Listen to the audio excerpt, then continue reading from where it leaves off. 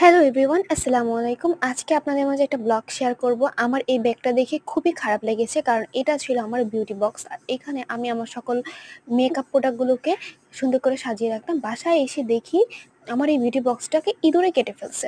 তখন আমি অনেক ভাবনা চিন্তা করলাম আর কিছুক্ষণ ক্ষোভ প্রকাশ করলাম যে এটার খেয়াল কেন কেউ রাখে নাই, কারণ আমি এখন বাসায় নেই। আমার কিছু মেকআপ প্রোডাক্ট ঢাকায় আছে আর কিছু এখানে আছে।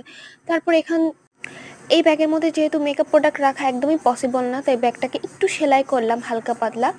তারপর এটার মধ্যে স্বাস্থ্য সুরক্ষার যত জিনিসপত্র আছে সব কিছু রাখলাম। এটাকে ফার্স্ট এড বক্স হিসাবে ব্যবহার করলাম, কারণ এর আগে আমার কয়েকটা বক্স ছিল ফার্স্ট এড, সেগুলো সবই কাগজের বক্স ছিল, যার ফলে ওগুলো ধীরে ধীরে নষ্ট হয়ে গেছে। অ্যান্ড মেডিসিনগুলো হচ্ছে কি বিপদের সময় একটা খুঁজে পাওয়া যায় না। আর এখানে কারো রেগুলার মেডিসিন না, এখানে একটা মেডিসিনও রেগুলার না।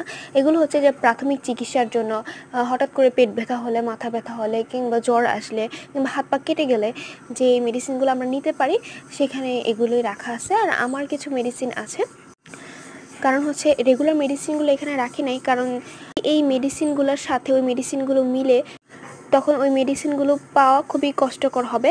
আর এখানে শুধুমাত্র প্রাথমিক চিকিৎসার মেডিসিনগুলো রেখেছি। বলুন তো ব্যাগটা এখন কেমন